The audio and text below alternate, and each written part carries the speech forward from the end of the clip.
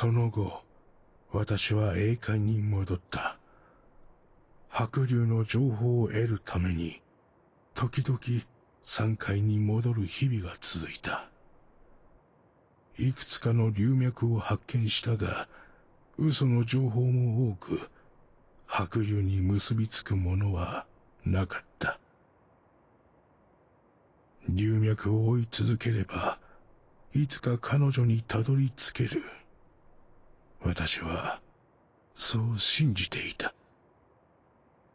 こうして、山海との行き来を続け、時は、ゆっくりと過ぎていった。8540年。山海を離れて4年。私は、第17代当主になった。8541年。飛家は、山海と貿易協約を結び、龍脈往来の協議が始まった。8542年、山海の小惑星帯で第二次龍脈大戦が勃発した。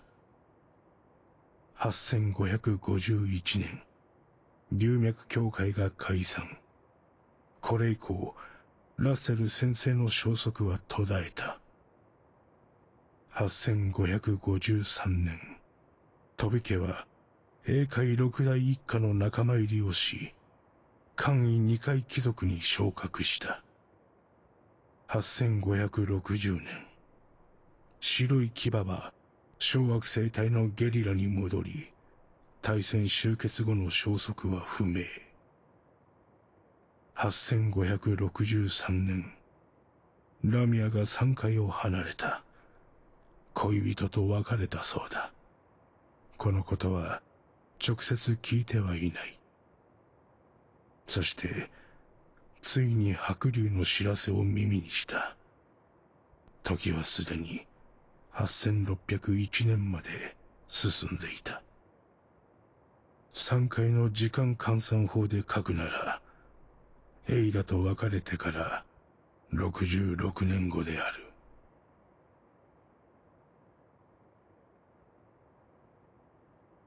当主、失礼いたします。先ほどラミア様が、最後まで付き合えなくてごめん、とのことづてを預かっております。わかっておる。申し訳ございません。出発前の大事な時に、このようなお知らせを。もう下がってよい。ラミア、安心して、一緒のお墓にしてあげるから。道具はすべて揃った。白龍へ向かうぞ。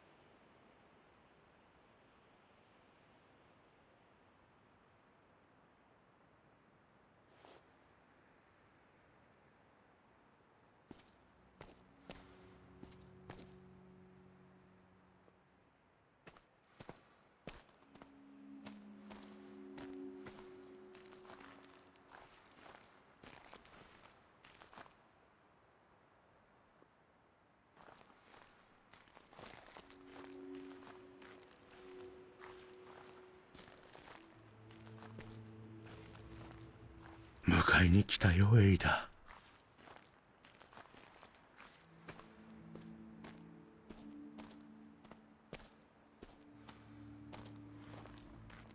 ラミアが今日言ったよ。ちゃんと面倒を見たから安心して。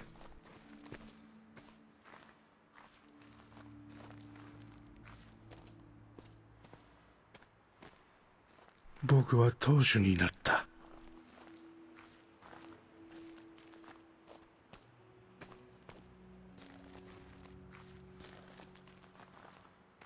一族の栄誉を取り戻して今日まで皆を幸せにしてきた。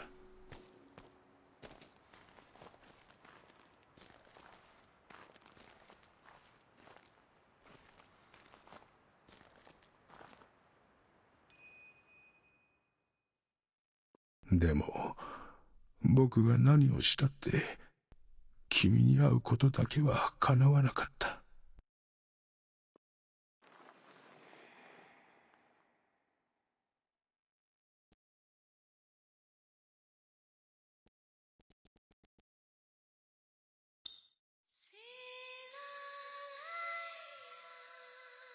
エイダ、お師匠は見つかったか？聞こえてるかい？エイダなんだろう。まだ見せてもらってないんだ。君の故郷の花。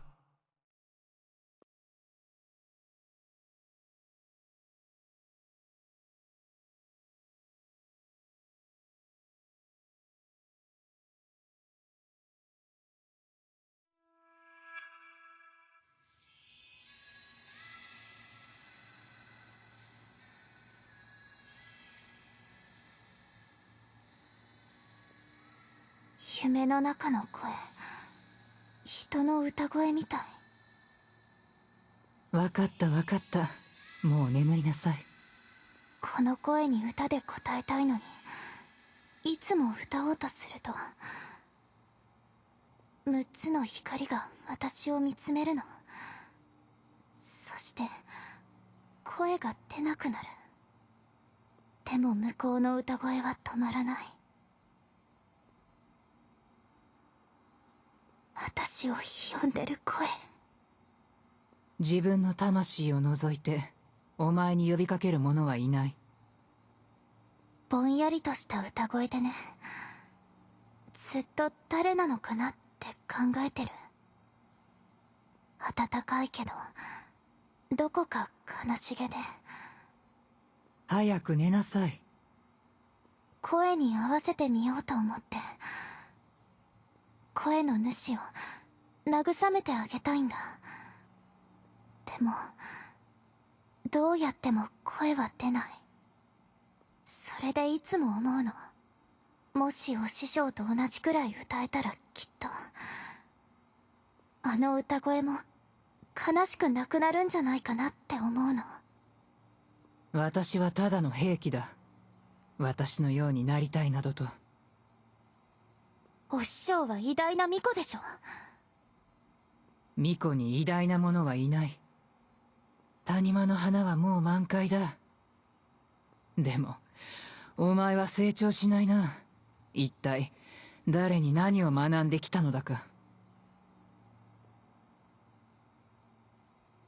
いつかお師匠に追いつく。自分らしく生きろ。さあ、お開きだ。夜は外に出るなよ。根法家は夜間微量の力を排出し続ける。すぐに幻覚に包まれるぞ。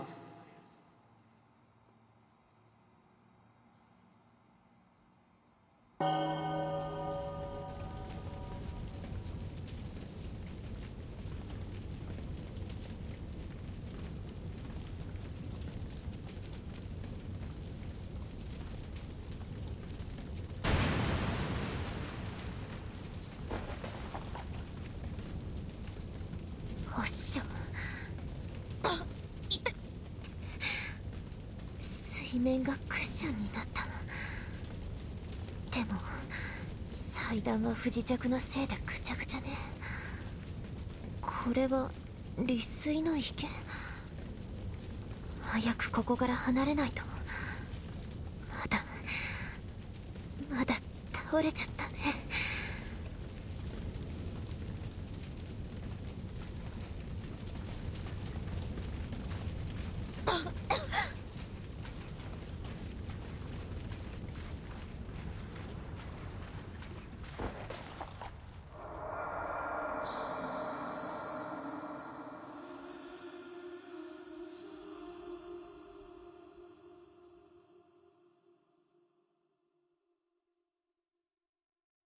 意識が持っていかれそう。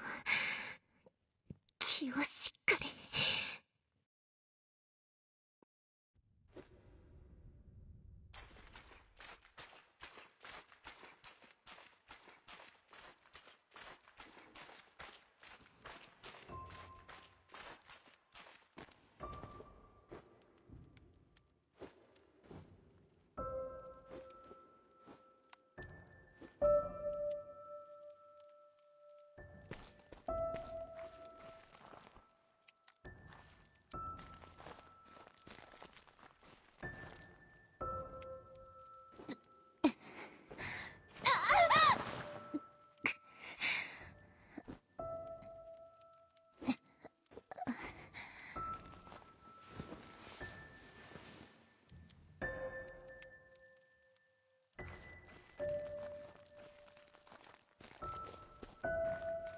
おっしょ、ここにいるの。やっと追いついたよ。これでよかったんだよね、おっしょ。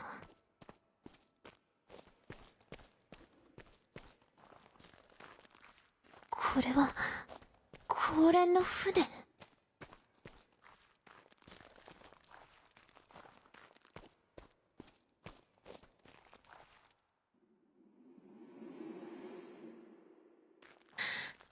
っしょ、よかった。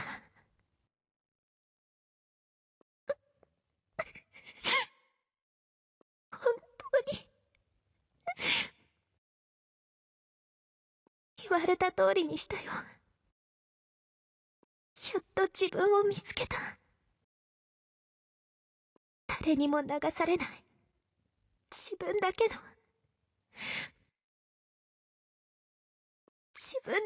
ために。これこそがお師匠の言ってた新世代の巫女だよね。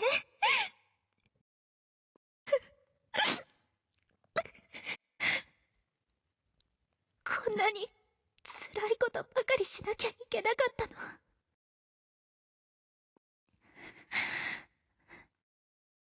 これで終わり。お師匠、私の旅はこれでやっと幕を閉じる。リバ君、ラミア、どうか私を許してね。あなたたちを捨てたことを。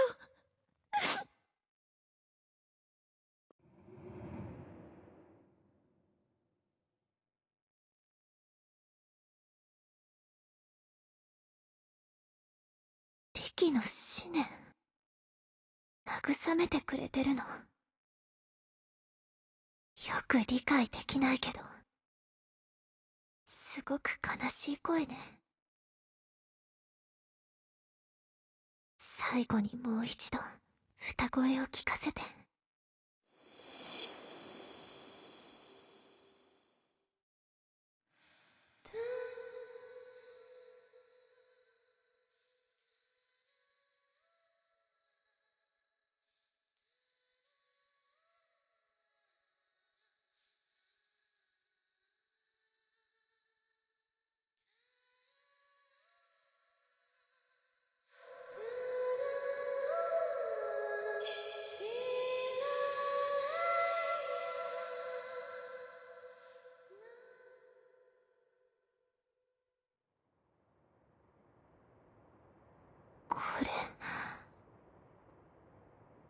れって。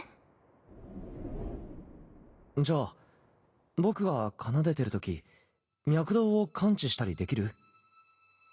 うん、集中すればできる。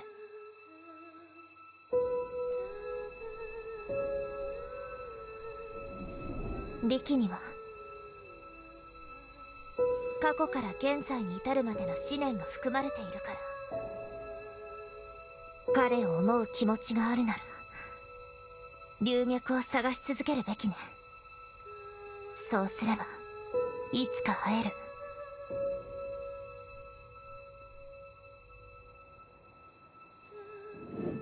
功労は退役後にお師匠の手で現在の姿に改造されたの。流脈の草花で商売しようって。毎日毎日たくさんの草花に囲まれた生活。へえ。お師匠のお家は花だらけでね、そこら中に咲いていたんだよ。見てみたいと思わない？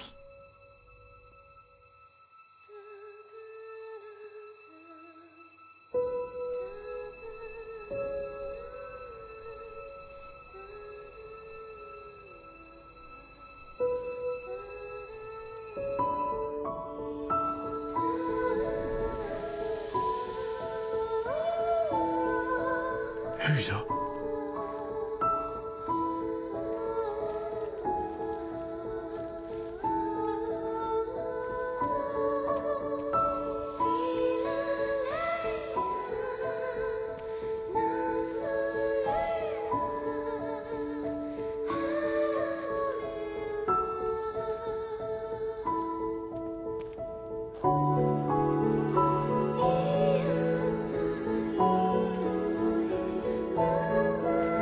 見てみたいと思わない？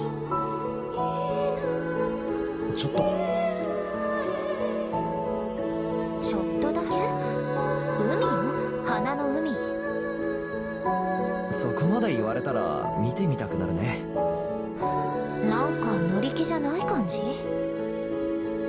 そんなことないよ。エイダの話だから見てみたい。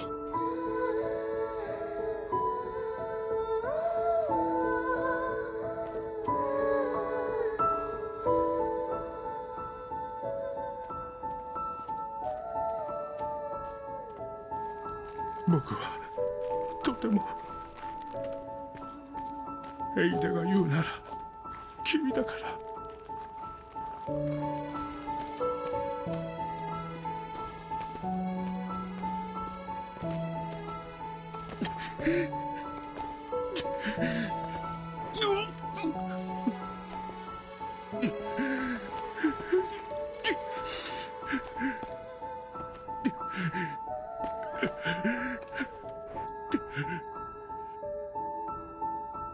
いつの日か功労が山界を離れる時が来たら、私の故郷に、必ず故郷に来てもらうわ。私が大好きなところ。今帰ってきたよ、エイダ。見える？あなたの故郷とは違うでしょ。一年を通して四季があって、いつも花が咲き乱れているの。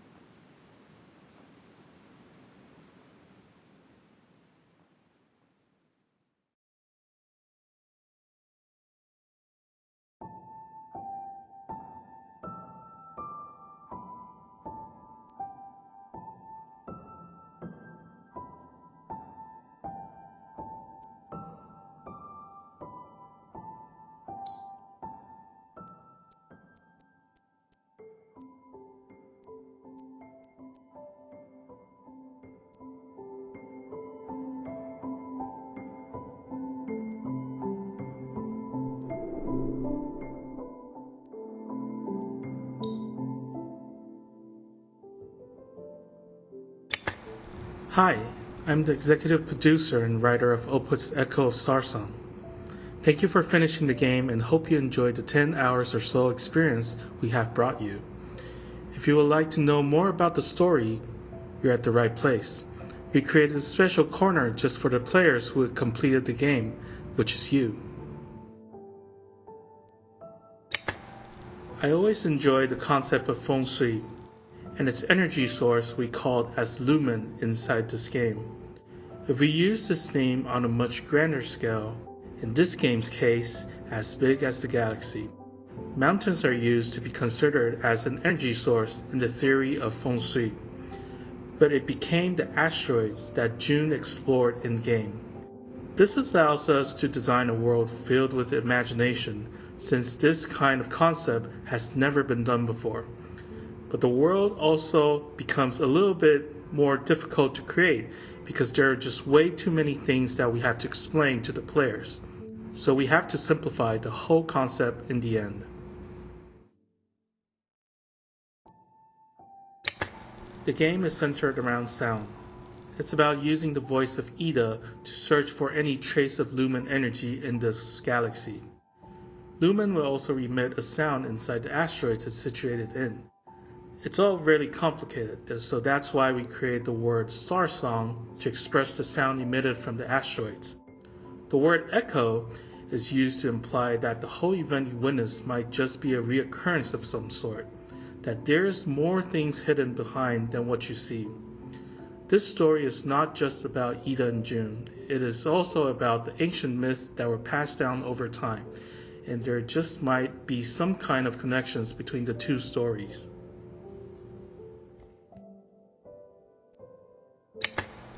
Lumen can be interpreted as multiple things.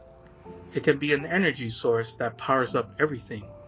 It can be referred to as minerals, but my favorite explanation is lumen can be implied as the thing that each individual is searching for or most desired. The central theme of discovering your true self goes way back to our first game. Although the main characters will encounter hardship and eventually parting with another person or thing, they face the problems and grow stronger. The story is often sad, but with a sense of warmth in it. And this is what the OPUS series is always about.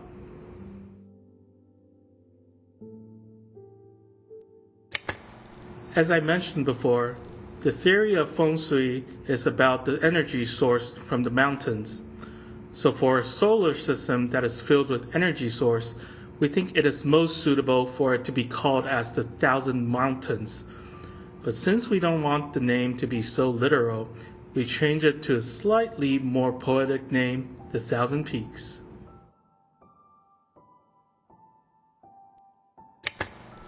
You'll also notice that there's a key difference between this game and our previous two games. The main characters don't have such huge responsibilities anymore. You don't need to find Earth, nor you don't need to do a space burial as the last survivor of mankind. Instead, you're only focusing on the problems of two individuals living in this world. The choices they make may seem important to them, but they lived in a living world where they are not the only people there, and whatever they do won't affect as much to the world.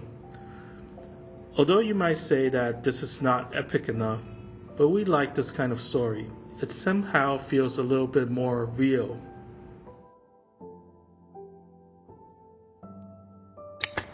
The voice of Ida played a crucial role in the story. I believe you have heard the game filled with wonderful music and sound effects, but you'll have to understand that sound design is extremely difficult.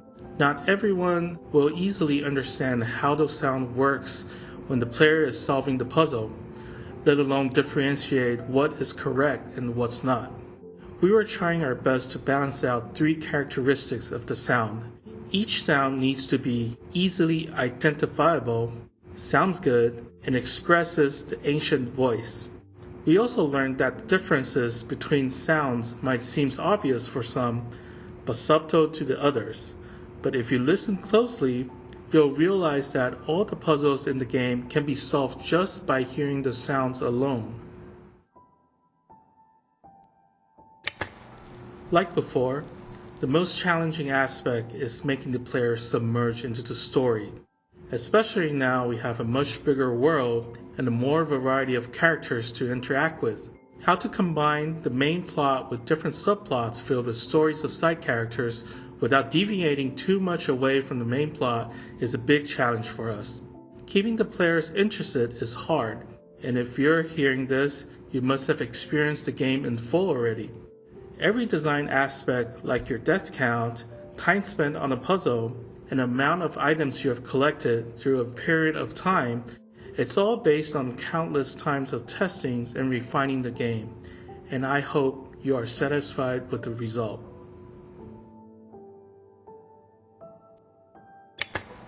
If you're the kind of player who enjoys digging through the story and lore of the game, searching for any underlying meaning behind the symbols you find, then you're in luck, because there are a lot to uncover this time around. Is there any connections between the Mirian inscriptions, Helios, Terra, Tai? What do those things connect with the main plot? Is there a symbolism of the flowers inside the Banshee? And why do the ships travel towards it? Also, what is the meaning of the end screen in the credits? The hint has all been laid out for you already, so go ahead and solve all the mysteries now.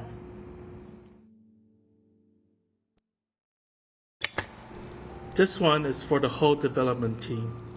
We have spent over 3 years developing this game, and from the bottom of my heart, I thank you for being with me and pulling off such a feat. We started from a blank piece of paper. Until now, countless spreadsheets and pages of stories were completed and written. Thank you all for listening to all my almost selfish requests, and thank you for making this game a dream come true of mine. Since the game's release, we've been blessed by the support of many streamers who share their game with their fans. Since there are just too many people to name, I'd like to take this opportunity to thank each and every one of you. All of you have so much charm in so many different ways, and as a producer, I'm just so happy to be able to hear all of your thoughts on our work. Whether the reaction is positive or not, your work takes on a life of its own when it passes into someone else's hands. So thank you all for breathing life into our game. It means a great deal to us. For all of the players who completed the game, I would like to say from the bottom of my heart, thank you. If you are one of the players who grew up with our little robot Emus playing the first game of OPUS, thank you so much for continuing support. And I'm pretty sure you can feel how we have grown throughout these years. We hope the game gave you heartfelt feelings, and hopefully our future projects can also do the same. Lastly, I feel obligated to express that how challenging is it to make an indie game. Oftentimes, it is not just making a quality game.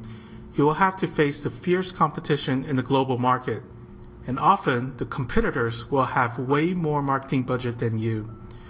How to generate attention from everyone becomes challenging, and we ourselves haven't figured it out completely yet. So if this game resonates with you, I want to ask you a favor to share this game to the people you know. Tell them it is worth a try. And to us, that is the biggest support that you can give for us, and we thank you once again.